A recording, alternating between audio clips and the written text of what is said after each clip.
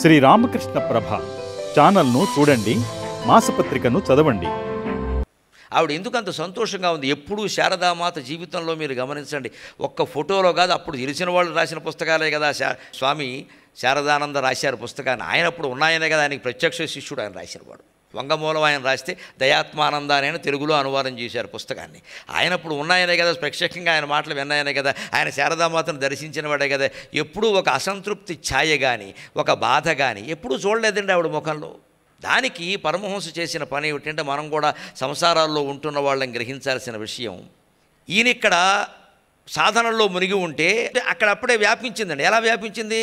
పిచ్చోడు పెళ్ళాం, అదమ్మా లోకం. పిచ్చోడు పెళ్ళాం ఆవిడకు పేరెట్టారు, ఓ సినిమా పేరు పెట్టేశారు ఆవిడకి. వీళ్ళు ఆయన ఏమిటో పిచ్చివాట, అక్కడ ఏమిటో గడ్డం పెంచుకుని కూర్చుంటాట, మాటి మాటికి అమ్మ అమ్మ అంటాడు. ఏమిటో పాపం అలా అయిపోయాడు, ఏ జన్మలో చేసిన పాపమో. ఎంత వ్యాఖ్యానమో, ఉపనిషత్ వ్యాఖ్యానం సరిపోదు ఇక్కడ. ఏ జన్మలో చేసిన పాపంట.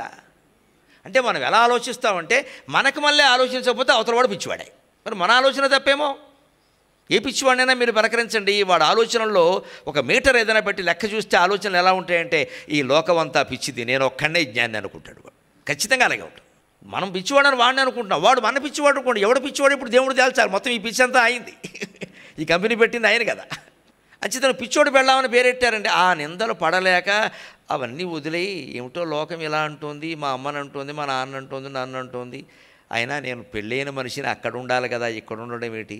ఇంతకాలం అంటే ఏదో చిన్నపిల్లని కాబట్టి ఉన్నాను, తప్పు లేదు. ఇప్పుడు ఇంకా ఈడేరిన పిల్ల వెళ్ళాలి, అది పద్ధతి అని తల్లిదండ్రులకు చెప్పి ఆవిడ కాపురానికి వెళ్ళింది. అక్కడ ఉంటే ఆయన ఆవిడ పిలిచిన వెంటనే, నన్ను మాయలో ముంచడానికి వచ్చావా, ఉద్ధరించడానికి వచ్చావా? ఒకటే మాట ఇది, మీరు ఉద్ధరింపబడిన వ్యక్తులు, మీ ద్వారా నేను ఉద్ధరింపబడ్డానికి వచ్చాను ఇక్కడికని చెప్పింది ఆవిడ. అదే మాట. రెండో మాట, ఎంత జన్మాంతరమైన బంధం, సీతారాముల బంధం, లక్ష్మీనారాయణుల బంధం, పార్వతీ పరమేశ్వరుల బంధం లాంటిది ఉంటే అటువంటి మాట మాట్లాడతారండి. అందుకని ఆవిడ చేత సాధనలు చేయించాడు. సరిగ్గా ఆయన ఏ సాధనలు చేస్తున్నాడో ఆ వైరాగ్య సాధనలే చేయించాడు. కానీ సాధారణంగా అటువంటి పరమహంస స్థాయి ఎలా ఉంటుంది అంటే, ఆయన రోజుకి అడుగు ఎదిగితే ఈ మామూలు వాళ్ళు ఏడాదికి అంగుళం ఎదుగుతారు. ఆయన రోజుకు అడుగు ఎదుగుతాడు. ఊహించండి, రోజుకు అడుగు. మామూలు భార్య అయినట్టయితే, మామూలు వాళ్ళు ఎవరైనా మనలాంటి వాళ్ళు అయినట్టయితే ఏడాదికో అంగుళం ఎదుగుతారు. రోజుకో అడుగు ఎదిగి మొగుడు సంవత్సరం అయ్యేసరికి 365 అడుగులు ఎదుగుతూ ఉంటే, నువ్వు ఏడాదికి ఒక అంగుళం ఎదిగితే ఎప్పుడు అందుకుంటావమ్మా? కానీ ఆవిడ ఎంత తపస్వినియో, ఏ లోకాన్నించి ఈ మహర్షి కోసం ఆవిడ దిగి వచ్చిందో, ఏ అరుంధతి వశిష్ఠులు మళ్ళీ జన్మించారో కానీ చురుగ్గా ఆయన నేర్పినటువంటి సాధనలన్నీ నేర్చుకుని ఆయనంతటి వ్యక్తిని ఆయన వల్ల యోగ్యతాపత్రం పొందిందండి.